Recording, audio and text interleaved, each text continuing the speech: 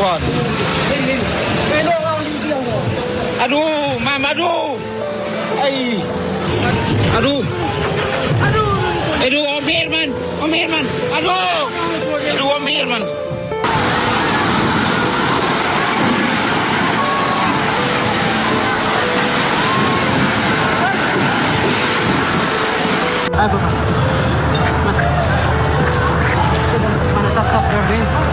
Izin melaporkan kondisi gereja Paroki Borong.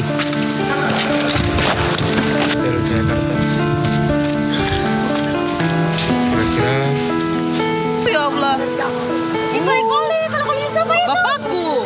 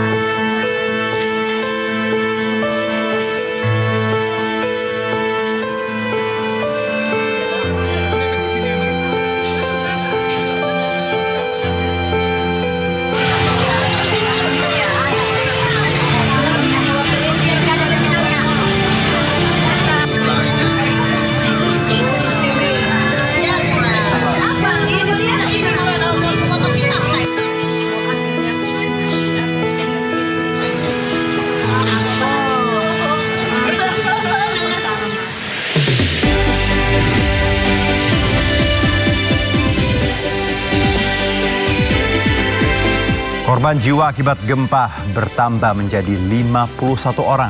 Gubernur NTT tetapkan status tanggap darurat bencana.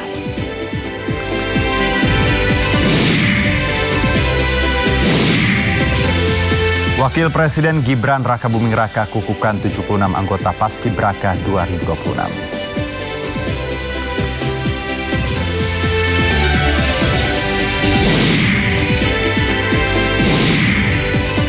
Memperingati HUT RI ke-81, langit Jakarta bakal semarak oleh atraksi puluhan pesawat canggih TNI Angkatan Udara.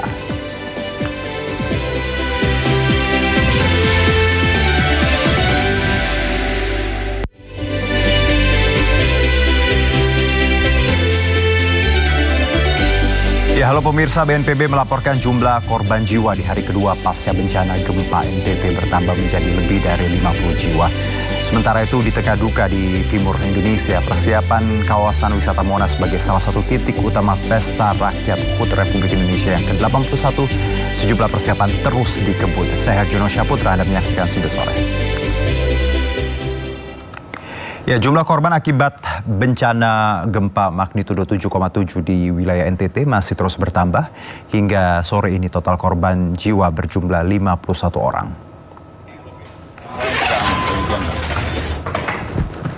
Ya, menurut data Basarnas hingga pukul 16 sore tadi, jumlah korban jiwa di hari kedua pasca bencana gempa NTT bertambah menjadi 51 orang.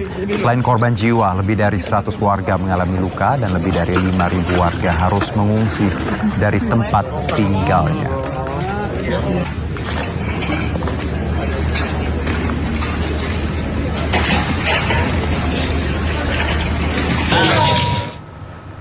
Ya, terkait bencana gempa bumi yang melanda wilayahnya, pemerintah Provinsi Nusa Tenggara Timur menetapkan status tanggap darurat selama 14 hari terhitung mulai 15 hingga 28 Agustus 2026.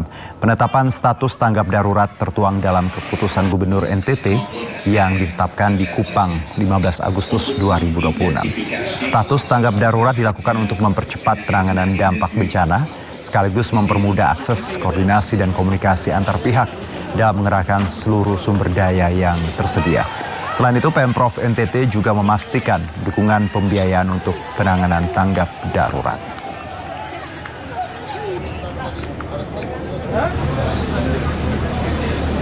Bantu dulu korban, hitung-hitungan tuh. Mensesnek Prasetyo Hadi memastikan kesiagaan pemerintah terhadap penanganan pasca gempa di wilayah NTT. Pemerintah juga terus memantau perkembangan situasi di wilayah terdampak. Pertama-tama tentunya kami menyampaikan duka cita yang mendalam terhadap adanya beberapa yang dilaporkan kepada kami, ada beberapa korban meninggal dunia akibat gempa tersebut. Dan kami tadi pagi juga sudah melapor kepada Bapak Presiden dan kami berkoordinasi dengan Menteri Menko PMK. Kemudian kami juga tadi pagi sudah berkoordinasi dengan Kepala Basarnas, kemudian dengan Kepala BMKG yang juga sempat memberikan peringatan dini akan potensi terjadinya tsunami, tetapi alhamdulillah peringatan dini tersebut sudah dicabut dan memang di beberapa tempat ada kenaikan muka air tetapi masih tidak terlalu besar.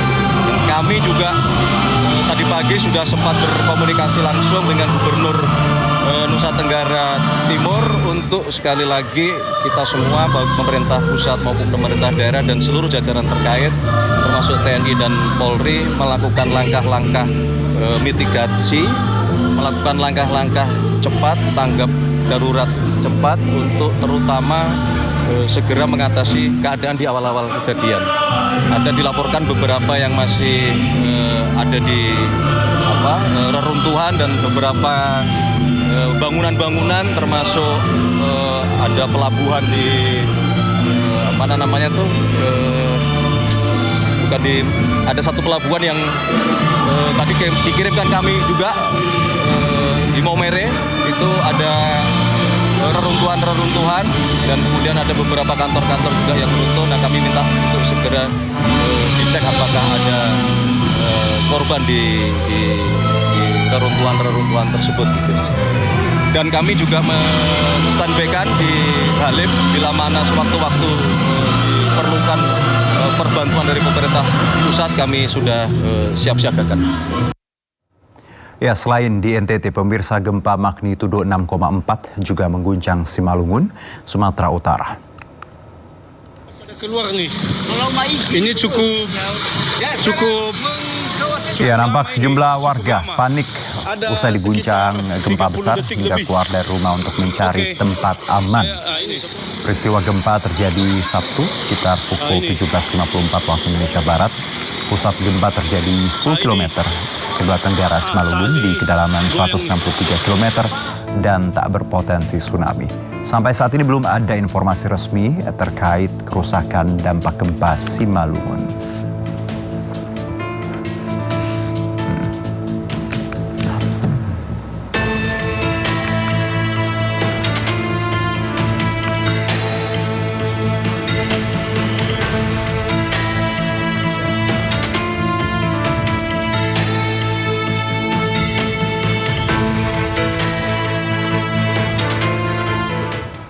Ya, pemirsa kita yang tinggal di Indonesia tentunya pasti paham bagaimana tinggal di ekuator ya, di tengah banyak sekali ancaman dan bencana yang datang tanpa aba-aba, menyisakan duka dan air mata untuk kita semua. Tak ada yang tahu pasti kapan bencana melanda, namun kesiapsiagaanlah yang menjadi kunci utama.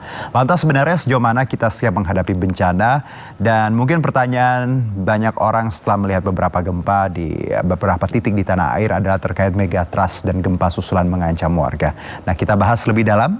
Sore ini bergabung bersama kami melalui Zoom anggota Ahli Kebencanaan Indonesia atau IABI, Bapak Daryono. Assalamualaikum, selamat sore Pak Daryono. Waalaikumsalam, selamat sore Mas Dino. Terima kasih sudah bergabung bersama kami Pak. Kita tahu ya resiko tinggal di Indonesia dengan segala tadi ya potensi yang kita punya, termasuk ada bencana di sini Pak. Kalau Anda melihat ada tadi di NTT dan juga Simalungun, apa yang sedang terjadi Pak di tanah air sebenarnya? Adakah pergerakan lempeng tertentu atau seperti apa Pak? Iya, jadi kalau kita melihat secara global atau regional, itu memang faktanya itu memang ada semacam peningkatan aktivitas seismik di Indonesia ya, juga di seputar lempeng Pacific Ring of Fire ya. Namun demikian hingga saat ini itu belum ada sebuah konsep yang sahih untuk membuktikan bahwa gempa itu bisa saling memengaruhi dan saling pisu jika jaraknya berjauhan. Kalau jaraknya dekat itu ada konsep namanya pisuan statik ya. Jadi kalau sebuah gempa terjadi berkekuatan besar, kemudian dia akan menyebabkan terjadi perubahan stres, apakah itu stres positif atau negatif di dekatnya itu masih bisa, sehingga sumber gempa di dekatnya itu kalau sedang mengalami akumulasi maksimum atau stres tegangan yang sudah matang itu bisa terpicu gitu, seperti gempa Venezuela kemarin kan double seismik ya, 72 belum sampai 1 menit muncul 755. Nah itu bisa dijelaskan secara konseptual. Tapi kalau yang terjadi di Venezuela, kemudian di Jepang, kemudian di Kamchatka, kemudian di Filipina, kemudian di Indonesia, itu sampai sekarang belum ada. Sehingga sebagai seorang geoscientist, ya, selama teori secara empirik belum terbukti, maka kita mengatakan itu masih proses kebetulan saja. Jadi saya tidak bisa berspekulasi terkait dengan fenomena gempa yang beruntun ini bahwa ini adalah saling pisu. Jadi Pak Daryono, kalau ada anggapan atau asumsi bahwa kadang kan kita gini Pak, setelah ada beberapa titik misalnya kayak Kolombia gempa, lalu akan ada daerah lain gempa berpengaruh seperti itu ya Pak ya. Berarti belum bisa dibuktikan secara saintifik tadi ya Pak ya? Secara empirik belum bisa dibuktikan. Oke, tapi kalau kita lihat Pak rangkaian ini kan sering terjadi ya Pak ya, bahwa ketika satu titik gempa misal Jepang ya, lalu tiba-tiba beberapa hari kemudian pindah ke Filipina. Ada nggak sih Pak analisa walaupun tadi belum ada secara saintifik, apakah memang tren seperti ini biasa memang lumrah terjadi Pak? Ya, beberapa konsep yang masih debatable itu ada sebuah konsep di mana terjadi perubahan stres global gitu ya, sehingga ada tekanan-tekanan di kawasan tertentu dan kemudian berpindah. Tapi itu pun secara empirik belum ada konsep yang dijelaskan dengan baik, sehingga saat ini saya masih berpendapat bahwa fenomena ini ya kebetulan saja apabila terjadi gempa signifikan yang waktunya harus bersamaan, kemudian lokasi berdekatan, karena sumber gempa itu memiliki karakter unik ya, sehingga dia itu bisa menumpuk energi tersendiri, kemudian melepaskan sendiri, itu ada periodisitasnya. Jadi tidak terpengaruh dengan sumber-sumber lain. Sepanjang yang kita pahami seperti itu dari konsep kegempaan itu, Mas Yuno. Oke, baik Pak. Karena ini kadang jadi pertanyaan kita juga ya publik, kadang juga ketika ada gempa, wah apakah ini akibat dari satu titik yang kemarin beberapa hari yang lalu. Nah Pak Daryono dan juga pemirsa, saya mau ngajak kita untuk melihat nih ada grafis yang ada di layar, kita coba tampilkan ya Pak ya. Ini kalau kita lihat nih Pak ya, apakah kita perlu mewaspadai potensi aduh amit-amit deh Pak, Megatrust Pak. Ini kan jadi obrolan banyak orang Pak, itu ada lainnya tuh, Sunda Megatrust. Ya ada dekat di bawah NTT dan juga tadi di atasnya Flores itu ya Pak. Nah kalau yang Sunda Megatrust ini Pak, ini kan pasti sampai ke Jawa dan Sumatera ya Pak ya, itu garisnya. Apa yang bisa kita pahami Pak terkait line atau lempeng ini Pak? Perlukah kita waspada Pak? Ya itu sebuah fakta bahwa Indonesia itu memang memiliki banyak sekali sumber gempa ya. Kita memiliki 14 zona seismik 400 secara aktif yang baru dikenali, sehingga ini sebuah realita yang harus kita terima dan kita pahami. Dan ketika terjadi gempa ya tidak serta-merta sumber yang di dekat itu akan rilis gempa, tidak seperti itu. Sehingga itu kembali pada pendapat saya tadi bahwa setiap sumber gempa memang memiliki proses akumulasi tegangan sendiri-sendiri ya, memiliki waktu periodisitas kapan matangnya, kapan lepasnya, sehingga itu antara masing-masing sumber gempa. Jadi tidak saling berjanji kemudian kapan kita lepas bareng atau kamu dulu kemudian aku akan lepas kemudian, tidak ada. Sehingga kita tahu bahwa gempa terjadi belum tentu memicu sumber gempa di dekatnya. Bagi contoh gempa Cianjur dulu, itu kan juga di dekatnya ada sumber gempa Cimandiri, sumber gempa Lembang, sumber gempa Pagelaran.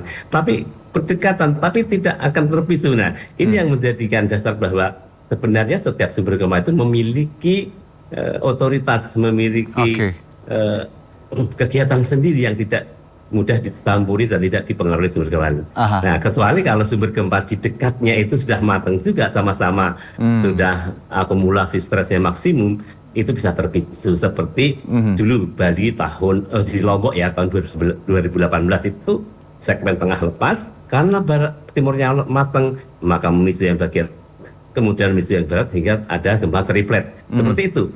Tapi kalau yang tadi Mas Yul paparkan di layar itu ya itu sebuah fakta itu bahwa kita itu cukup banyak sumber gempa tapi tidak serta-merta akan saling picu. Kemudian jika saat ini terjadi gempa 7,7 nah kemudian itu kan melepaskan stres ya, sehingga dalam konsep volume static stress kemudian ada sebuah perubahan medan stres di sekitarnya. Nah sampai hari ini juga belum ada, sehingga tampaknya ya memang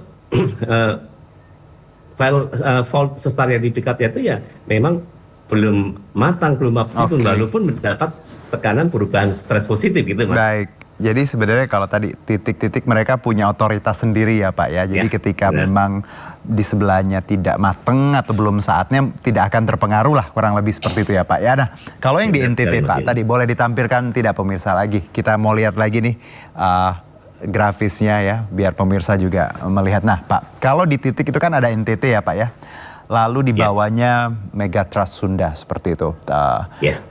Kalau dari argumen yang Bapak sebutkan tadi bahwa sebenarnya kalau dari titik sih jauh ya Pak, lumayan ya. Tidak saling berpengaruh sebenarnya. Kalau dari analisa Anda Pak, berarti yang Sunda Megatrust yang ditakuti ini ada atau ya goncangan gempa yang luar biasa yang diprediksi itu untuk saat ini ya Pak ya, bisa kita simpulkan bahwa apapun yang terjadi di NTT ya itu tidak kemungkinan tidak berpengaruh untuk Sunda Megatrust, kurang lebih seperti itu Pak ya. Ya. Karena tadi memang tadi tiap titik punya otoritas sendiri, kurang lebih seperti itu ya Pak Daryono ya. Betul sekali Mas. Baik, nah Pak, kalau bicara mengenai wilayah Indonesia ini kan kita pulaunya luar biasa, 17.000 pulau seperti itu Pak, dan ya membentang dari Sumatera sampai Papua. Wilayah mana Pak yang memang rawan gempa dan yang less lah seperti itu Pak, yang tidak terlalu banyak gempa Pak? Kalau hasil pengamatan saya terkait dengan aktivitas gempa di Indonesia itu hampir semua jalur megatrust itu memiliki tingkat aktivitas tinggi juga secara aktif. Nah, yang tidak memiliki aktivitas kegempaan yang tinggi ya di Pulau Sumatera bagian timur, kemudian Kalimantan Tengah ke barat, kemudian di selatan Papua, Merauke. Selainnya itu semuanya memiliki tingkat aktivitas seismisitas yang cukup tinggi, meskipun aktivitas seismik yang tinggi itu belum tentu terjadi gempa besar, karena memang aktivitas sesar itu kan jika terjadi pergeseran itu akan menimbulkan gempa walaupun kecil ya. Hanya saja kawasan tertentu dia memiliki kemampuan untuk mengakumulasi medan tegangan yang cukup besar, sehingga semakin lama periodisitas itu tersimpan, maka dia akan mengeluarkan energi gempa yang relatif besar. Itu yang terjadi, Mas. Oke, baik. Nah Pak, kalau kita bicara gempa dan kedalamannya Pak, ini juga berpengaruh ya Pak Daryono terkait tadi yang kita rasakan di permukaan. Kalau yang terjadi di NTT Pak, ini saya dengarkan kedalamannya 15 km seperti itu. Koreksi kalau salah Pak. Anda melihat bahwa ini yang membuat akhirnya di atas juga guncangannya betul-betul kalau kita lihat ya Pak ya dari video yang kita punya cukup hebat ya Pak. Jadi kalau kerusakan akibat gempa itu tidak hanya disebabkan oleh magnitud, Mas Nino. Baik. Tetapi pusat gempa apakah berdekatan dengan kepadatan permukiman? Apakah tanah di daerah itu merupakan tanah lunak yang bisa beresonansi memperbesar guncangan. Kemudian apakah bangunan-bangunan yang ada di tempat tersebut memang memiliki standar yang aman gempa. Jadi faktor-faktor ini menjadi sangat penting sekali ya. Apakah itu kedangkalan, hypocenter, kemudian kedekatan dengan permukiman yang padat, kemudian juga local set effect, tanahnya itu tanah yang memungkinkan untuk mengamplifikasi guncangan apa tidak. Tapi rata-rata tanah pesisir akan mengamplifikasi guncangan, Mas Yuno. Dan juga kualitas bangunan itu. Jadi faktornya banyak. Jadi bangunan kalau kuat, ya dia tidak akan terpengaruh dengan signifikan ya. Karena kita harus paham bahwa gempa itu tidak pernah membunuh dan tidak pernah melukai. Tapi yang melukai dan membunuh manusia itu adalah bangunan yang strukturnya lemah kemudian rubuh menimpa penghuninya. Jadi seperti itu, Mas. Oke. Jadi gempa sebenarnya nggak salah ya Pak, karena mereka itu proses alami. Yang salah tuh kadang kita dalam memaknai dan tadi dalam mitigasinya Pak ya. Kalau kita lihat tahu wilayah yang memang beresiko harusnya sudah paham apa yang harus dibangun di situ ya. Kurang lebih seperti itu ya Pak Daryono. Tapi Pak, sebelum kita lanjutkan Pak, sebelum saya bertanya ketika kita bicara kesigapan infrastruktur dan yang kita punya. Ini yang juga jadi perhatian kita semua Pak. Ketika gempa kemarin ya pemirsa di 7,7 di NTT ini sempat ada peringatan potensi tsunami dan warga di sejumlah pesisir ini Pak Daryono dan juga pemirsa ini sempat panik karena katanya ada air naik. Nah kita lihat bersama.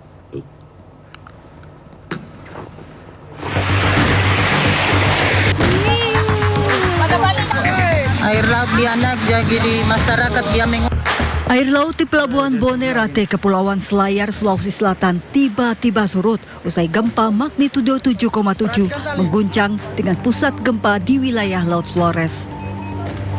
Air laut surut membuat anak buah kapal panik. Usai surut, kawasan Bonea pesisir Kepulauan Selayar tiba-tiba diterjang tsunami kecil setinggi 50-an sentimeter. Air laut naik ke daratan dengan arus cukup kuat membawa sampah dan menggenangi permukiman. Air laut juga sempat naik dan memasuki kawasan pesisir pantai Matawaue, Kampung Bajau, Siotapina, Buton, Sulawesi Tenggara. Warga yang melihat kondisi ini langsung panik dan menjauh dari garis pantai, khawatir terjadinya gelombang tsunami. Kondisi serupa terlihat di pesisir desa Kakenaue, Kecamatan Pasarwajo. Sejumlah warga bahkan sempat mengungsi ke puncak atau wilayah yang lebih tinggi karena khawatir terjadi gelombang tsunami. Kepanikan warga juga dipengaruhi trauma gempa Maumere tahun 1992. Saat itu gempa dan tsunami juga berdampak hingga ke Pulau Buton dan menyebabkan kerusakan jembatan serta rumah warga. BMKG mengeluarkan peringatan dini itu sampai di wilayah Kepulauan Buton, khususnya di Buton Selatan, Buton Kabupaten Buton, bahkan Kolaka juga terdeteksi ada kenaikan tinggi gelombang 0,3 meter sampai 0,5 meter. BMKG sudah mencabut peringatan dini tsunami. Warga yang sebelumnya mengungsi diminta tetap tenang dan kembali ke rumah. Warga diimbau tetap waspada serta mengikuti informasi resmi BMKG. Tim Liputan iNews melaporkan. Ya, Pak Daryono, kalau kita lihat tadi ada gelombang seperti itu ya, walaupun tidak tinggi, alhamdulillah ya tidak terlalu signifikan seperti. Tapi ini ada potensi Pak. Kalau kita lihat fenomena seperti ini Pak ya, ketika gempa lalu air tiba-tiba surut, lalu baru dia naik lagi ya Pak ya. Nah sebenarnya Pak, ketika kita bicara mitigasi, memang ketika di pesisir ya Pak, untuk warga yang ada di pesisir ketika gempa, mereka tuh bisa menganalisa ya Pak secara logika ya sederhana bahwa harus sudah lari ke dataran tinggi karena biasanya diikuti air surut. Mungkin seperti itu Pak Daryono. Iya, itu tanda-tanda alamiah Mas. Tinggal masyarakat di pesisir itu juga perlu memahami tanda-tanda alamiah ini, apakah terjadi perubahan muka laut, apakah terjadi surut air, kemudian juga apakah ada goyangan-goyangan pantai yang mana beralun agak panjang, sehingga itu jika terjadi maka harus segera meninggalkan pantai.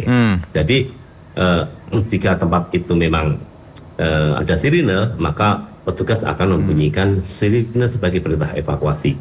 Nah, masalahnya kita boleh bergantung kepada teknologi ya, tsunami early warning system ya. Tetapi buatan manusia bisa fail ya, sehingga kita perlu di dalam latihan, di dalam sosialisasi, mitigasi tsunami itu sampai memahami cara merespon sistem peringatan dini tsunami, juga harus dikenalkan konsep evakuasi mandiri.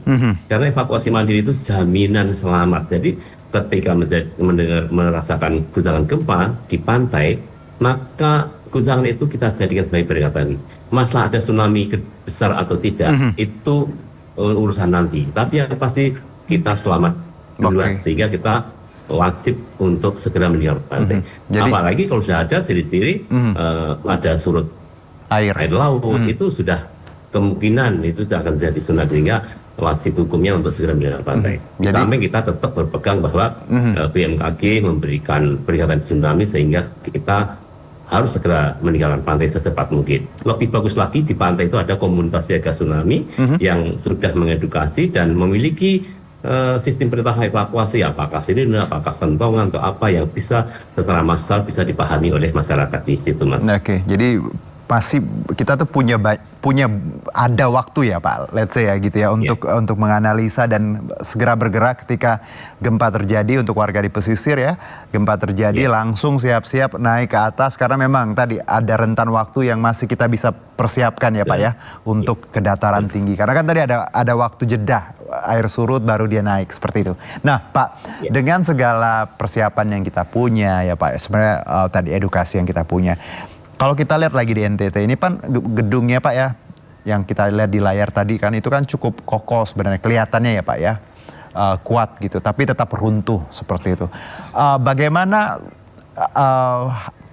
kita ya Pak, khususnya pemerintah setempat, karena tadi seperti Pak Daryono bilang bahwa gempa tuh nggak salah, itu proses alam. Kita yang kurang tepat memahami ya Pak ya. Nah, apa yang harus dipersiapkan Pak, baik itu infrastruktur, bangunan yang di wilayah yang memang harusnya sudah tahu itu akan terjadi gempa ke depannya Pak? Iya, jadi Flores, tidak hanya Flores ya, Bali, Lombok, Sumbawa, Bima, Manggarai, Flores sampai ke Wetar, itu bersebelahan dengan sistem sesar Flores Teras ini. Dan ini ancaman permanen yang secara periodisitas itu akan terjadi perulangan gempa-gempa itu, Mas. Jadi gempa itu mengenai berulang. Nah, kalau kita nggak mampu untuk memprediksi kapan terjadinya, belum bisa, maka kita masih ada waktu untuk menyiapkan mitigasi. Sehingga mitigasi non struktural seperti sosialisasi, edukasi, termasuk liputan acara ini juga ini bagian dari non struktural ya.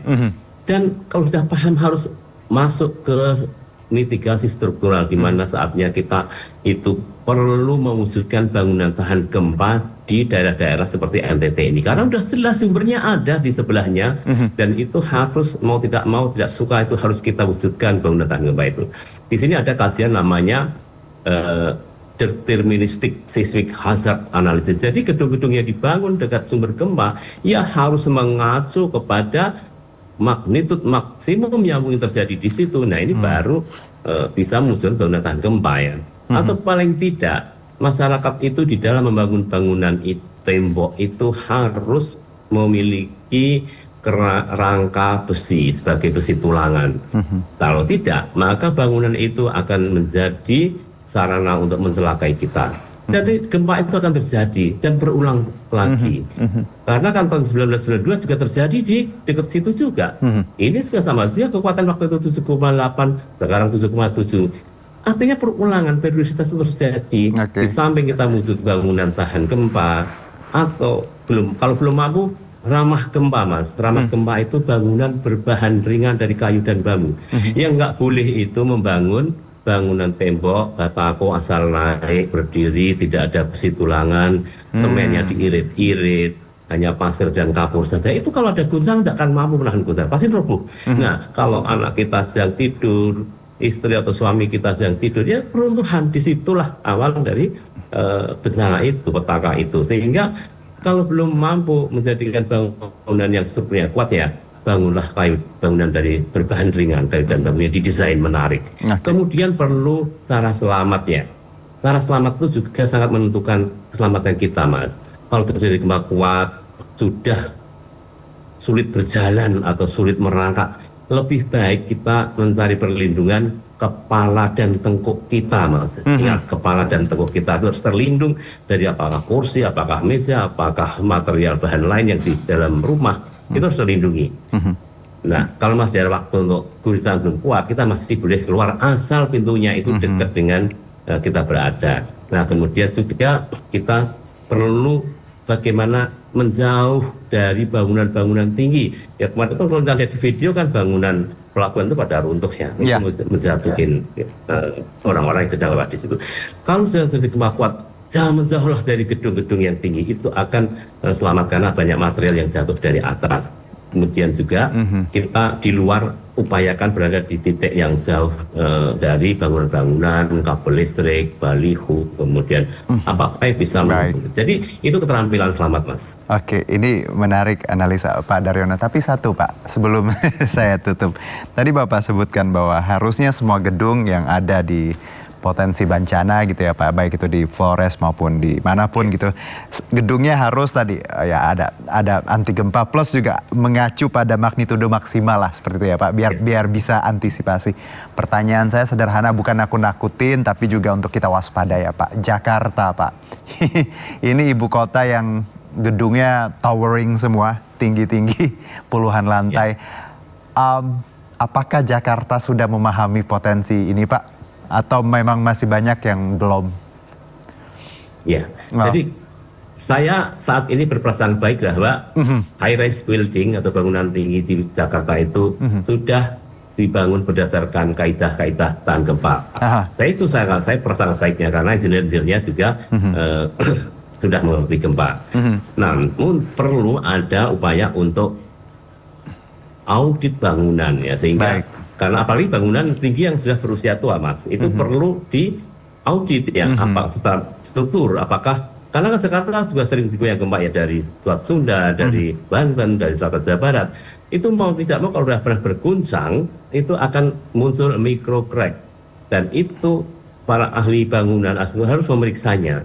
Dan kita tidak tahu apakah posisinya sudah diguncang berapa kali dan micro crack itu sudah mana, sehingga upaya-upaya untuk audit struktur itu perlu dilakukan. Kalau ditemukan adanya kelemahan-kelemahan struktur, maka perlu di-retrofitting, diperkuat strukturnya, dan non-strukturalnya, bangunan-bangunan tambahan yang merupakan untuk mempercantik, memperindah yang non-struktur itu juga bisa mencelakai, sehingga harus asesmen apakah itu masih kuat apa tidak. Karena banyak juga Mas, gedungnya nggak rubuh, tapi kejatuhan plafon, kejatuhan bangunan-bangunan tambahan itu atau tangganya itu rubuh, rusak, karena kan bukan bangunan utama itu yang perlu diaudit, sehingga audit bangunan tidak hanya struktur tapi juga apa-apa yang dari gedung itu, termasuk juga lemari-lemari itu apakah terikat dinding dengan kuat, dengan diskrup, diikat kuat, sehingga bangunan-bangunan ruangan yang ada kacanya itu apakah benar-benar menggunakan kaca yang aman jika terjadi guncangan besar.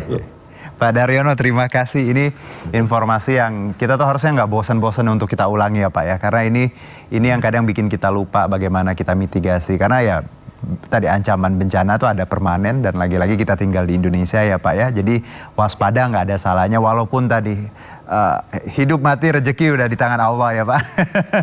Baik Pak Daryono, terima kasih banyak atas waktunya. Nanti insya Allah kalau kita ada bahasan yang terkait boleh kita undang lagi ya Pak ya. Sehat-sehat Pak Daryono. Pemirsa, demikian tadi bersama Pak Daryono, anggota ahli kebencanaan Indonesia. Dan selamat beraktivitas kembali Pak. Terima kasih.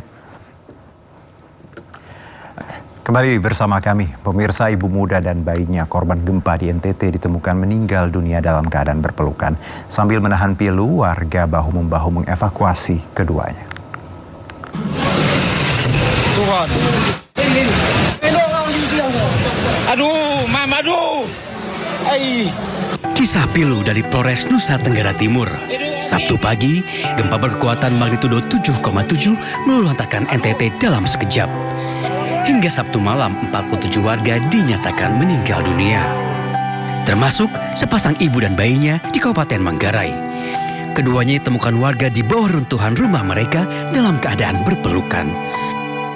Sang ibu tampak terlentang tidak berdaya. Tubuhnya terhimpit tiang-tiang bangunan.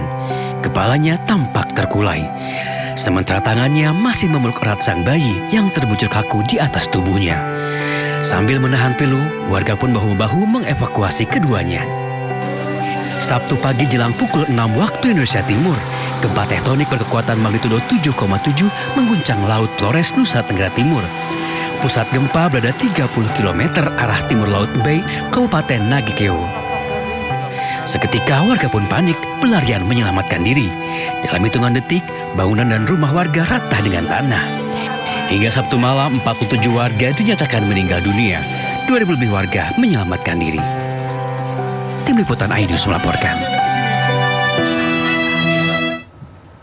Ya, doa terbaik untuk semua warga di NTT termasuk korban tadi ya, ibu dan anak. Semoga diberikan tempat yang paling baik oleh Tuhan Yang Maha Esa. Dan pemirsa, ribuan warga mengungsi di Stadion Gelora Samador, Maumere pasca gempa mengguncang Kabupaten Sika, Nusa Tenggara Timur. Pengungsi mengeluhkan kesulitan air bersih untuk kebutuhan sehari-hari. Ya, inilah gambaran dari 1.179 jiwa pemirsa dari 307 kakak mengungsi di Stadion Gelora Samador, Maumere. Mereka memilih mengungsi lantaran takut akan gempa susulan. Dan mereka dikabarkan ini kesulitan pasokan air bersih untuk kebutuhan sehari-hari. Dan kondisi ini menyulitkan para pengungsi, terutama anak-anak dan lansia yang bergantung pada fasilitas umum di posko untuk kebutuhan sanitasi sehari-hari. Dan tak hanya itu pemirsa, warga juga mengaku belum mendapatkan bantuan makanan. Kekurangan air, Pak. Mama, mereka ke WC air ada atau tidak ada? Begini so habis. Air pagi ini tidak ada? Tidak. Tidak ada pagi ini? Iya. Di WC? Berarti? Iya. Di sebelah sana air kosong. Air kosong ya? Iya. Berarti tidak bisa WC berarti?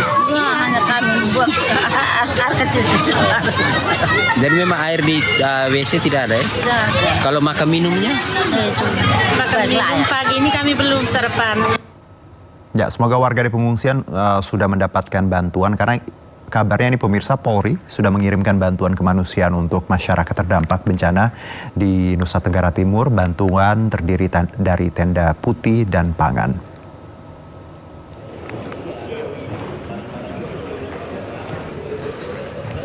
Ya, semoga ini segera sampai ya pemirsa ke warga, karena tadi beritanya di pengungsian mereka masih kesulitan, belum ada air bersih, pangan juga. Nah, kabarnya ini polisi mengirimkan bantuan melalui Mako Polisi Udara Pondok Cabe, Tangerang Selatan. Bantuan terdiri dari aneka jenis tenda dan 10 unit Wontek atau Wi-Fi. Polri juga mengirimkan 648 pack makanan cepat saji dengan total berat mencapai 259 kg. Bantuan disalurkan ke sejumlah lokasi terdampak, terutama di wilayah Sika, Manggarai, dan Manggarai Timur. Dan bantuan ini diharapkan dapat segera cepat ya. Sekali lagi cepat dimanfaatkan masyarakat yang terdampak, terutama untuk kebutuhan tempat berteduh dan makanan selama masa tanggap darurat. Yang pertama, penerbangan ini diberangkatkan dari Direktorat Polisi Udara, Kor Polairut, Pondok Cabe, ya pemberangkatannya. Nanti untuk titik bandara yang akan dituju itu di daerah Labuan Bajo, ya Labuan Bajo. Bapak Kapolda NTT sudah menunggu di sana dengan Forkopimda dan ada rapat juga di sana terkait mitigasi bencana. Perjalanan ditempuh kurang lebih 3 jam dengan perbedaan waktu 1 jam lebih awal di Wita, kita di WIP, dan kemudian distribusinya nanti kita akan berikan ke beberapa daerah yang terdampak khususnya, namun yang beberapa laporan yang membutuhkan ada, selain semuanya sebenarnya yang terdampak membutuhkan ya, tetapi paling tidak yang ada korban itu daerah Sika, Manggarai, dan Manggarai Timur. Sementara itu pemirsa, tangani korban gempa NTT, Kemenkes bentuk tim Health Emergency Operation Center. Selain pendataan korban dan infrastruktur, tim tersebut bertugas memetakan serta menyiapkan kebutuhan tenaga kesehatan.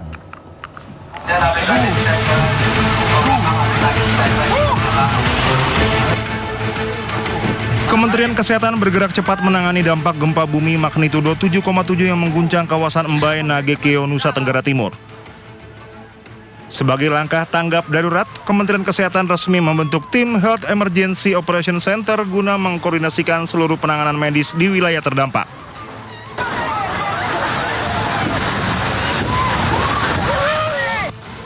Menteri Kesehatan Budi Gunadi Sadikin mengungkapkan keputusan tersebut diambil usai dirinya memimpin rapat koordinasi secara virtual bersama pemangku kepentingan kesehatan setempat pada malam setelah bencana terjadi.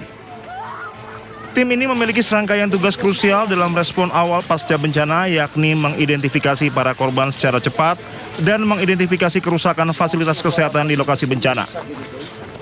Selain pendataan korban dan infrastruktur, tim ini bertugas memetakan serta menyiapkan kebutuhan tenaga kesehatan.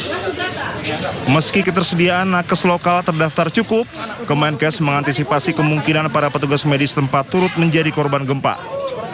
Keputusannya, kita membentuk Health Emergency Operation Center. Dibentuk tadi malam, pusatnya sudah, provinsi juga sudah tadi malam, dan di kabupaten kota sudah. Tugasnya dia apa? Tugasnya yang pertama, mengidentifikasi korban-korban yang ada dengan cepat, ya, supaya tiap hari 2 kali sehari kita bisa tahu update-nya. Yang nomor 2, mengidentifikasi fasilitas kesehatan yang rusak. Kemenkes juga telah menerjunkan emergency medical team ke NTT untuk memetakan titik-titik kebutuhan bantuan sebelum menerjunkan para relawan medis secara masif. Tim Liputan Anyus melaporkan. Sempat terisolir, tim SAR berhasil menembus wilayah Mbae, Kabupaten Nagekeo yang terdampak gempa, dan hal itu berhasil memperluas wilayah yang membutuhkan pertolongan.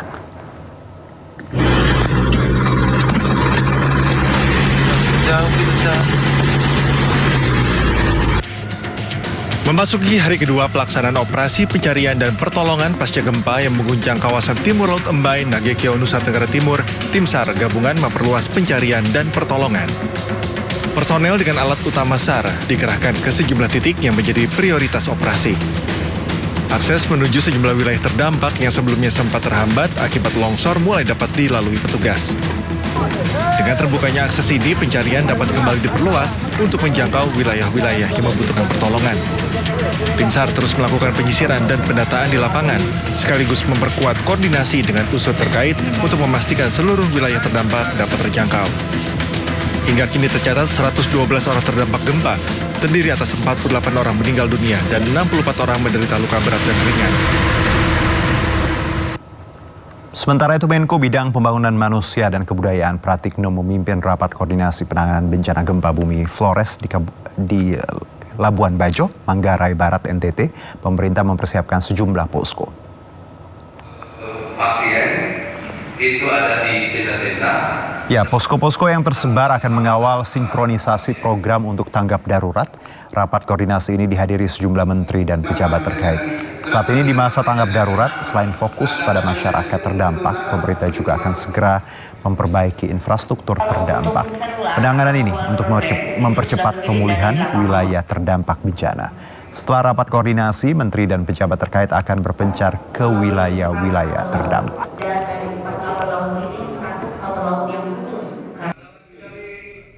Dalam tahap tanggap darurat ini yang utama tentu saja adalah menyelamatkan warga yang terdampak, kemudian mengembalikan infrastruktur yang rusak agar segera fungsional, apakah itu jalan, jembatan, rumah sakit, listrik, kemudian juga jaringan internet, ya, dan lain-lain, itu recover dalam waktu singkat-singkatnya, sambil tadi kita lakukan pembangunan pemulihan yang lebih permanen, dan kita tentu saja tidak hanya ingin membuat pembangunan itu kembali seperti semula, tapi kita juga berusaha untuk membangun lebih. Kembali bersama kami, pemirsa. Kawasan Monas berbenah untuk menyambut sekaligus merayakan Hari Ulang Tahun Republik Indonesia. Kawasan Monas menjadi salah satu titik utama perayaan HUT RI dengan menyajikan beragam pesta dan hiburan bagi masyarakat.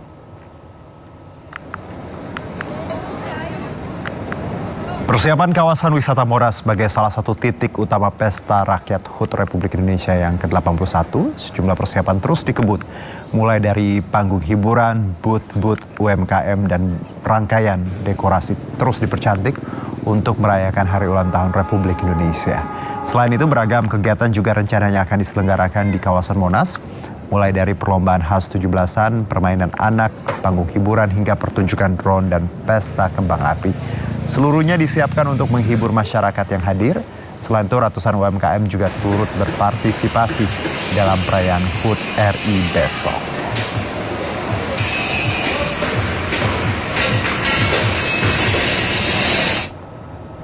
Ya, semarak kemeriahan Hari Kemerdekaan Republik Indonesia juga dirasakan dan dimeriahkan di kawasan Kota Tua, Jakarta Utara.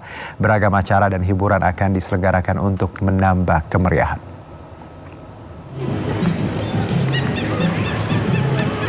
Ya, kawasan Kota Tua kembali mengadakan perayaan untuk memeriahkan Hari Kemerdekaan dengan tema Gegap Gempita.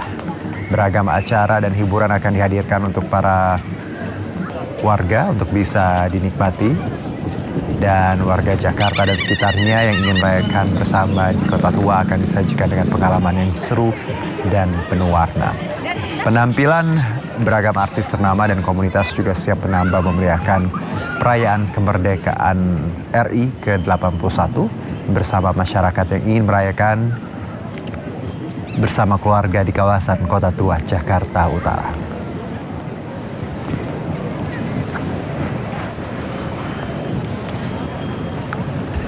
Zaman canggih. Ya, sementara itu di Taman Mini Indonesia Indah, Pesta Rakyat Semarak Jiwa Nusantara digelar dan untuk meramaikan HUT RI ke-81. Dan kami akan ajak Anda untuk melihat langsung bagaimana Taman Mini sore ini. Ada rekan kami, Selena Yahya dari TMII. Halo, selamat sore Selena. Lagi ngapain tuh? Kayaknya lagi nonton sesuatu ya? Silakan.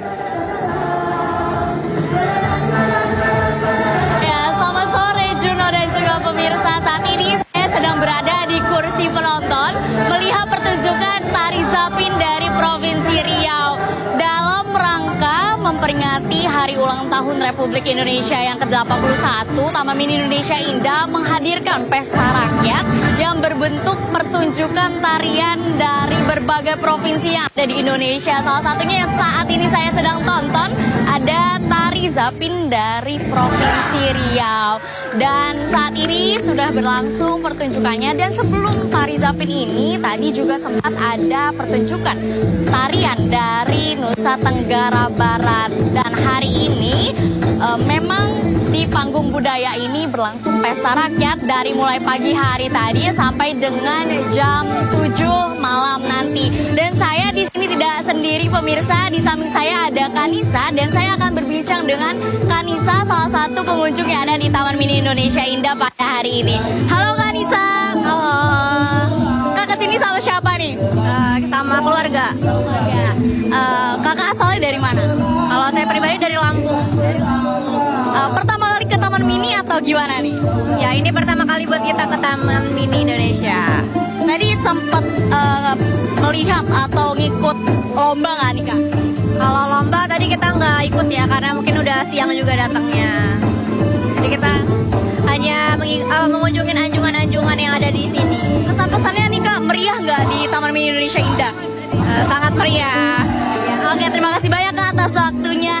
Ya pemirsa, begitulah tadi perbincangan saya dengan Kanisa, salah satu pengunjung yang ada di Taman Mini Indonesia Indah. Jadi di Taman Mini Indonesia Indah dalam Hari Ulang Tahun Republik Indonesia tidak hanya menghadirkan pertunjukan, tetapi juga ada berbagai perlombaan yang berlangsung dari mulai 7 pagi tadi sampai dengan jam 3 sore tadi. Kalau untuk hari ini memang perlombaannya sudah selesai karena sudah sore, dan dilanjut dengan pertunjukan seni atau budaya yang ada di Taman Mini Indonesia Indah. Sementara itu Juno, kembali ke Anda.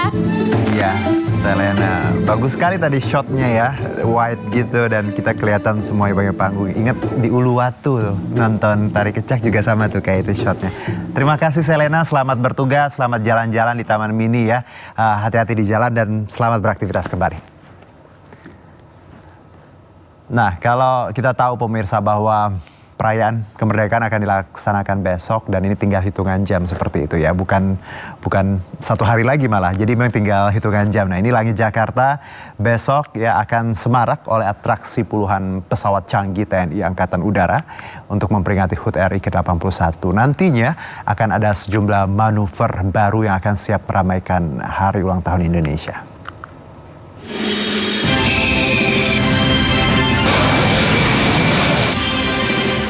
Atraksi udara puluhan pesawat canggih milik Republik Indonesia menjadi momen yang ditunggu-tunggu saat peringatan kemerdekaan RI di Istana Merdeka.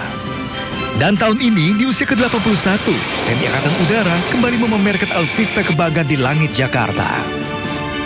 Sejumlah persiapan terus dimatangkan melalui sejumlah gladi di landasan udara Halim Perdana Kusuma. Nantinya di HUT ke-81 RI, sejumlah atraksi flypass hingga akrobatik udara akan disuguhkan. Puluhan penerbang TNI terlatih akan ikut terlibat dalam manuver pesawat membentuk formasi khusus di udara. Nantinya sebanyak 81 alutsista udara terlibat dalam atraksi flypass HUT ke-81 RI, termasuk penampilan perdana jet tempur terbaru Dassault Rafale.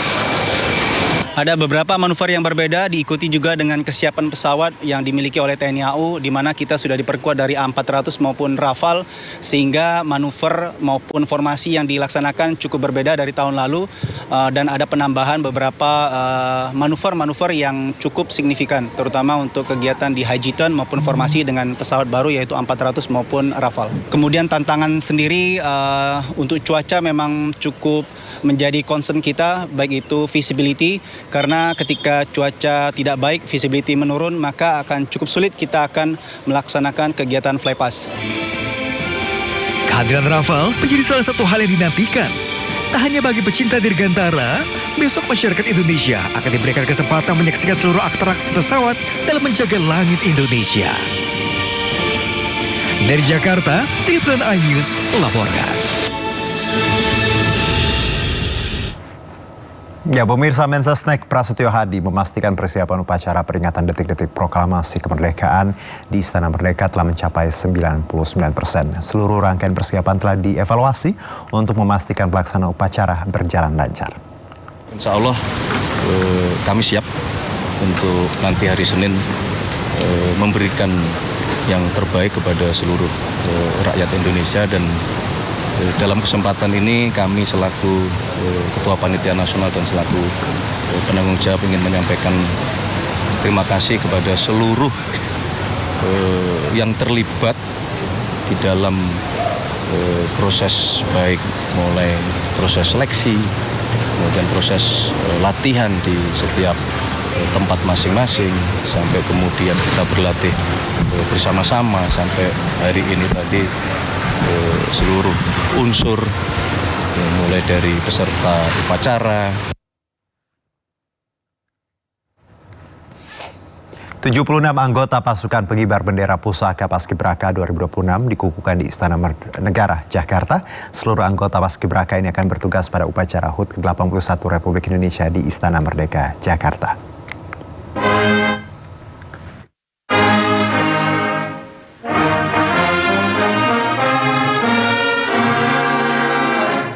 Pengukuhan 76 anggota Paskibraka diawali dengan pelantunan lagu Indonesia Raya dan mengheningkan cipta. Kemudian dilanjutkan dengan pembacaan ikrar oleh Kepala BPIP Yudian Wahyudi yang diikuti seluruh anggota Paskibraka. Yulita Rista Lestari, anggota Paskibraka dari Kalimantan Timur, menjadi perwakilan dalam pengukuhan ini. Julita memegang bendera merah putih ditaruh di dada kanan selama membacakan ikrar. Adik-adik calon pasukan pengibar bendera pusaka tingkat pusat. Aku mengaku. Bertumpah darah satu. Bertumpah darah satu. Tanah air Indonesia. Tanah air Indonesia. Hadir dalam pengukuhan Mensesnek Prasetyo Hadi, Menko Polkam Jamari Kaniagu, Mendiktek Saintek Brian Yuliarto, dan Seskap Teddy Indra Wijaya. Hadir juga Panglima TNI Jenderal Agus Subianto, Kapolri Jenderal Listio Sigit Prabowo, Wakil Panglima TNI Jenderal Tandi Budi Revita, serta jajaran pimpinan BPIP. Sebagai tanda pengukuhan Paskibraka, Gibran secara simbolis menyematkan lencana merah putih Garuda dan pemasangan kendit kepada pemimpin upacara. Pengukuhan selesai dan diakhiri dengan ucapan selamat dari seluruh pihak yang hadir kepada 76 anggota Paskibraka.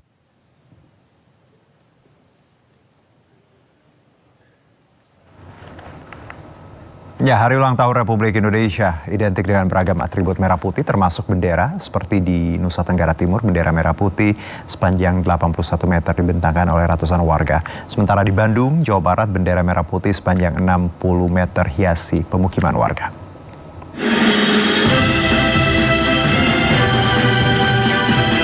Ratusan masyarakat yang terdiri dari para pelajar serta anggota TNI dan Polri menyongsong hari kemerdekaan dengan kirap bendera sepanjang 81 meter. Warga berjalan di sepanjang garis perbatasan dengan mengarak bendera yang dimulai dari ujung desa Silawan menuju titik nol pos lintas batas negara Mota Ain. Kegiatan ini sebagai wujud semangat kebangsaan dalam memperingati Hari Ulang Tahun Kemerdekaan serta menunjukkan kekompakan dalam menjaga keutuhan bangsa di wilayah perbatasan. Harapan yang paling utama adalah kemeriahan kemerdekaan itu harus dirasakan oleh masyarakat lebih-lebih. Biar ke depan itu semua kegiatan-kegiatan dikoordinasikan dengan baik dan dilaksanakan untuk bisa bersama-sama dengan masyarakat yang ada untuk bisa merasakan makna dari kemerdekaan itu. Bendera raksasa juga dibentangkan di Bandung, Jawa Barat, tepatnya di Kecamatan Cibenying Kidul. Kini, lorong permukiman warga dipenuhi ornamen merah putih menyambut hari kemerdekaan. Bendera merah putih sepanjang hampir 60 meter ini dibentangkan bersama lampu neon dan payung hias. Ide pemasangan ini muncul dari warga sejak 1 tahun lalu, namun baru bisa diwujudkan tahun ini dan dikerjakan selama 11 hari yang berasal dari swadaya masyarakat. Karena gagasan ini secara serentak, ya ini aja. Yang donat-donat saya tidak boleh libatkan warga sebenarnya.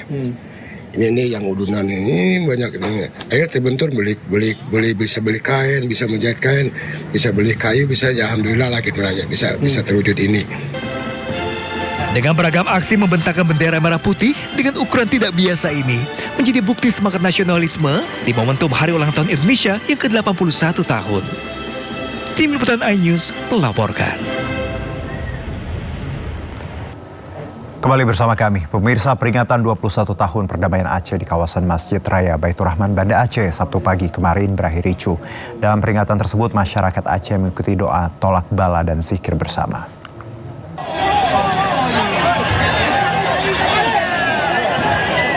Peringatan 21 tahun perdamaian Aceh sempat terjadi kericuhan.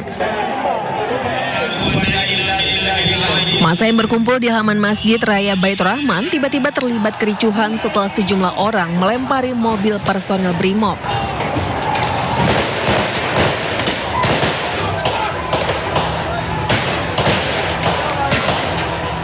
Polisi berupaya mengendalikan situasi dengan menembakkan gas air mata untuk membubarkan kerumunan.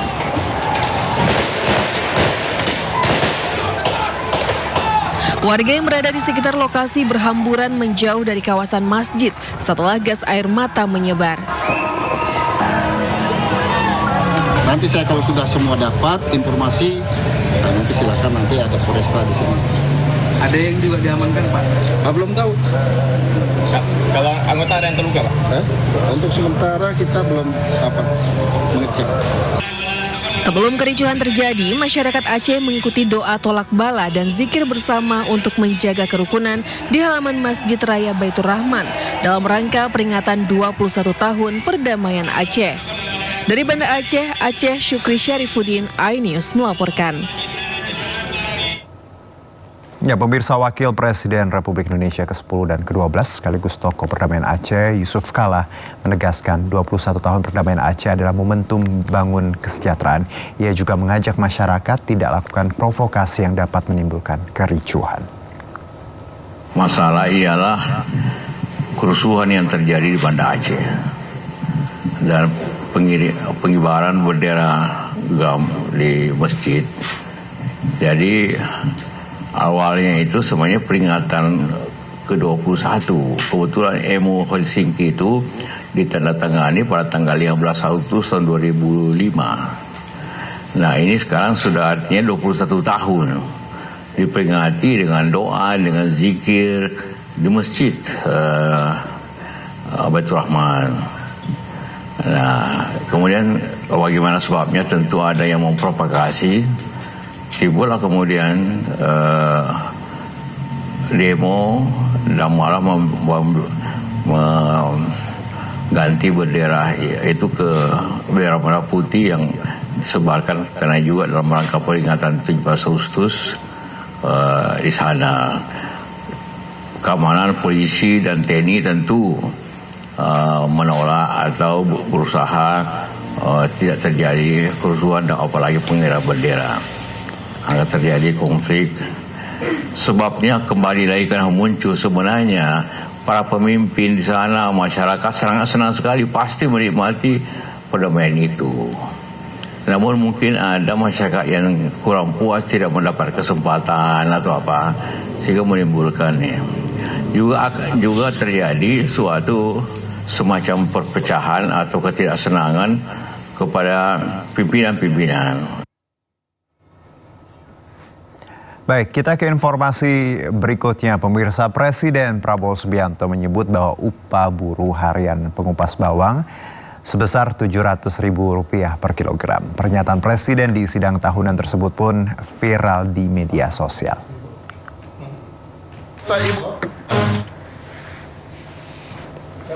Itu Presiden Prabowo Subianto dalam sidang tahunan pada Jumat viral di media sosial. Dalam pidatonya, Prabowo memperkenalkan seorang buruh harian asal Bogor, Jawa Barat bernama Susana. Ia disebut sebagai buruh harian pengupas bawang yang mendapatkan upah sebesar Rp700.000 per kilogram. Mengupas bawang. Hari ini hadir bersama kita Ibu Susana dari Kabupaten Bogor. Ia bekerja sebagai buruh harian. Mengupas bawang dengan upah Rp700.000 per kilogram. Menteri Sekretaris Negara Prasetyo Hadi menanggapi pernyataan Presiden Prabowo terkait upah buruh harian pengupas bawang tersebut. Ia mengatakan belum bisa memberikan penjelasan secara rinci dan akan segera memverifikasi lebih lanjut terkait kebenaran data tersebut. Nanti kita cek ya yang kemarin kalau detailnya kita cek. Padahal harga bawang di pasar tradisional pada Agustus ini berkisar Rp35.000 hingga Rp40.000 per kilogram. Hingga kini publik pun masih mempertanyakan upah fantastis pengupas bawang tersebut. Tim Liputan iNews melaporkan. Ya, baik pemirsa. Presiden Republik Indonesia Prabowo Subianto menyatakan penghasilan ojek online naik 2 hingga 3 kali lipat setelah penetapan sistem bagi hasil baru antar aplikasi dan pengemudi ojol.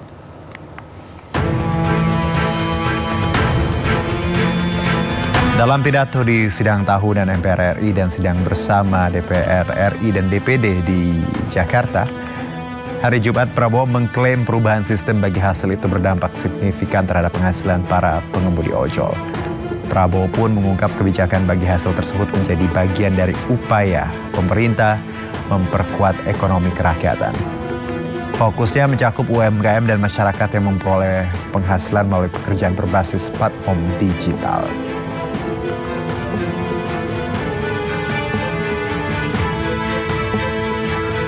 Kekuatan ekonomi saya sebut ada di UMKM. Kita juga telah mengatur pembagian hasil yang lebih adil bagi pengemudi ojek online dan aplikator.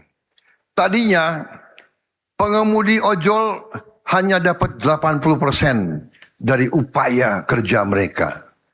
Karena aplikator minta 20%. Tapi dengan rekomendasi pemerintah, saya nggak mau sebut intervensi, saya pakai istilah rekomendasi. Tapi sebetulnya ya agak intervensi juga itu. Para pengemudi sekarang mendapatkan 92% dari jerih payah mereka. Dan Banyak pengemudi melaporkan penghasilan mereka naik signifikan. Ada yang naik 2 kali, bahkan ada yang mengatakan dia naik 3 kali. Nah, kalau tadi Pak Presiden sudah menyebutkan hal seperti itu, kita coba cek kira-kira benar nggak di lapangan, karena sejumlah pengemudi ojol mengaku pendapatan mereka tidak mengalami perubahan sama sekali. Sama aja sih, cuman nggak ada ini aja, cuman nggak ada. Kalau dulu kan sekali perjalanan kita dipotong 3.000 tuh, sekarang udah nggak ada. Berarti kalau terkait pendapatan yang naik signifikan, ini udah signifikan atau belum nih Pak? Enggak sih. Pendapatannya masih sama? Sama. Berarti kalau sistem sebelumnya ini pembagian hasilnya berapa persen Pak? Pembagian hasilnya sama, cuman kita setiap perjalanan tuh dipotong 3.000 dulu. Untuk ride aja? Enggak, untuk ride doang. Put sama express enggak. Itu tidak benar sama sekali, iya. Untuk terkait dengan pemotongan dari biaya aplikasi dan lain-lain itu 8% atau bagaimana sekarang? Kalau dibilang 8%, intinya dari argo dari pendapatan yang kita dapat sebelum-sebelumnya itu tidak ada perubahan sama sekali. Kita sebagai driver merasa belum ada perubahan yang signifikan, seakan-akan masih monoton, masih seperti itu aja. Karena potongan yang jelas, potongan aplikasi ini tidak jelas dan tidak transparan. Sedangkan kami driver, kita mau dari argo customer itu langsung dipotong 8%, sudah. Jangan ada jasa layanan, dipotong jasa aplikasi lagi dan lain-lainnya, totalnya jadi itu lebih dari 20% juga. Ya, cross check tadi perlu agar nanti kita tahu sebenarnya seperti apa di lapangan, dan nanti Presiden juga dan pemerintah bisa memperbaiki yang kurang-kurangnya tadi pemirsa ya. Nah, selanjutnya demi menarik diaspora berprestasi berkontribusi bagi tanah air, Presiden Republik Indonesia Prabowo Subianto mengusulkan adanya kewarganegaraan ganda secara terbatas. Usulan ini disampaikannya dalam pidato penyampaian RUU APBN 2027 dan nota keuangan di hadapan DPR. Izinkan dui kewarganegaraan bagi talenta-talenta tertentu yang dibutuhkan oleh bangsa Indonesia. Indonesia memiliki jutaan diaspora. Di antara mereka terdapat ilmuwan yang hebat-hebat. Dokter, insinyur, ahli kecerdasan buatan, peneliti, pengusaha, seniman, atlet, terutama pemain bola, profesional kelas dunia. Sebagian terpaksa mengambil kewarganegaraan lain karena kebutuhan karier, keluarga, atau pengabdian mereka di luar negeri. Usulan Presiden Prabowo tentang dui kewarganegaraan bukan tanpa sebab. Sejatinya, Indonesia memiliki jutaan diaspora seperti ilmuwan, dokter, insinyur, seniman hingga atlet. Sebagian dari mereka telah mengambil kewarganegaraan negara lain demi mendapatkan kesempatan mengembangkan karir. Melihat hal ini, pemerintah menilai bahwa Indonesia seharusnya tidak memaksa talenta terbaik memilih antara kesempatan berkarya di dunia dan ikatan diaspora dengan tanah air. Karena itu, Prabowo ingin membuka opsi kewarganegaraan ganda secara terbatas bagi individu dengan talenta istimewa yang dapat memberikan sumbangsih bagi kepentingan nasional. Kita tidak boleh memaksa talenta terbaik Indonesia memilih antara kesempatan berkarya di dunia dan ikatan mereka kepada tanah air. Hari ini, pemerintah akan mengajukan kepada sidang yang terhormat ini perubahan undang-undang untuk membuka kewarganegaraan ganda secara terbatas bagi mereka yang memiliki talenta istimewa. Skema ini nantinya tidak berlaku secara umum, melainkan pemerintah akan menentukan secara selektif dengan mempertimbangkan integritas calon penerima, aspek keamanan, kewajiban kepada negara, dan kepentingan nasional. Tim Liputan iNews melaporkan. Kembali bersama kami pemirsa, situasi di Timur Tengah semakin memanas. Di Yaman, perang saudara terjadi setelah Houthi menyerang Yaman Barat.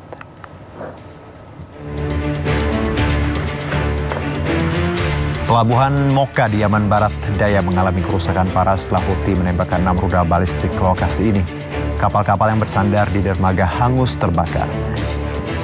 Angkatan bersenjata pemerintah Yaman mengecam serangan ini dan menegaskan tidak akan membiarkan Houthi menguasai fasilitas militer milik pemerintah. Juru bicara militer Houthi Yahya Sarih klaim mereka menargetkan mobilisasi dan senjata milik musuh Saudi serta kapal perang milik tentara bayaran di daerah Mocha. Mocha dan pelabuhannya telah menghadapi serangan Houthi berulang kali dalam beberapa hari terakhir.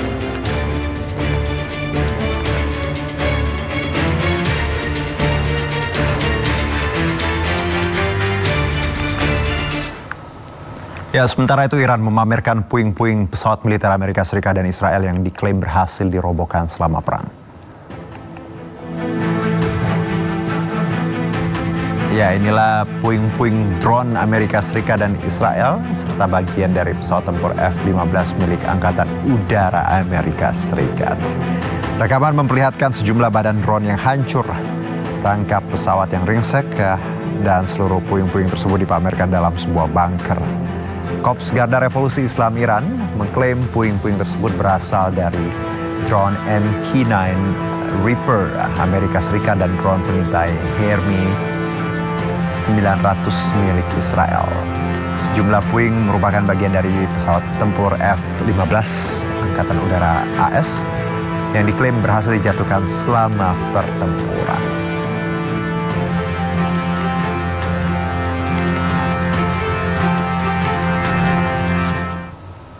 Ya, kebakaran hutan hebat melanda Provinsi Huesca, Spanyol. Api telah melahap hampir 12.000 hektar dan memaksa lebih dari 1.000 warga meninggalkan rumah. Perjuangan melawan kebakaran hutan terus berlangsung di sekitar Santa Cruz de la Seros, Provinsi Huesca, Spanyol. Petugas mengerahkan drone untuk memantau pergerakan api dan udara. Kebakaran telah menghanguskan hampir 12.000 hektar. Sebanyak 1.021 orang terpaksa dievakuasi, termasuk warga Santa Cruz de la Seros. Sekitar 600 personel dan 32 pesawat diterjunkan dalam operasi pemadaman.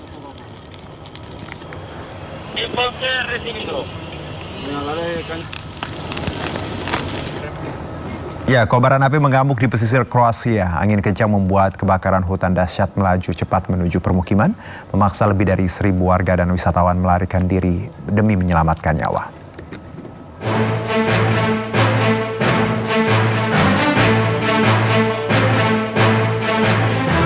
Inilah detik-detik mencekam saat api melahap kawasan Omis di pesisir Kroasia.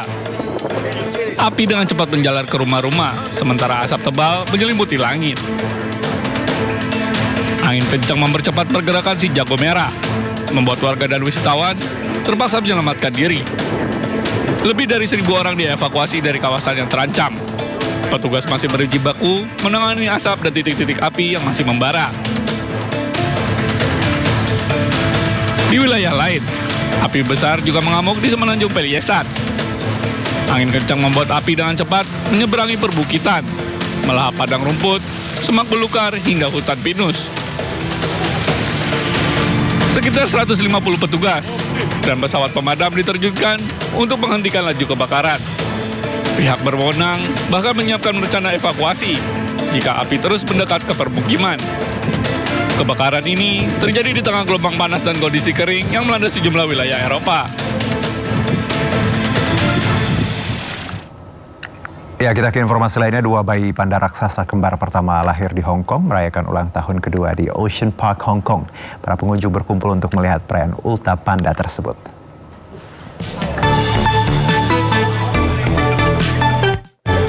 Dua bayi panda raksasa kembar pertama yang lahir di Hong Kong, Jia dan Dede, merayakan ulang tahun yang kedua pada hari Sabtu. Ulang tahun panda kembar ini dirayakan di Ocean Park, Hong Kong bersamaan dengan program konservasi pemuda baru yang diluncurkan pada Hari Ekologi Nasional Tiongkok. Di ulang tahun kedua ini, panda kembar makan dan bermain di kandang mereka, sementara para pengunjung berkumpul untuk mengabadikan momen tersebut. 將來咧總會有一天佢哋要分開獨立生活嘅，咁咧就今年呢一次嘅生日咧，可能係最後一次盈盈媽媽同嘉嘉德德可以咧兩代三隻同一齊咁樣去慶祝生日。 Dalam rangka ulang tahun kedua panda kembar ini, Ocean Park Hong Kong membuat sejumlah dekorasi bertema panda dengan ukuran besar. Dekorasi panda ini menjadi lokasi untuk para pengunjung berfoto.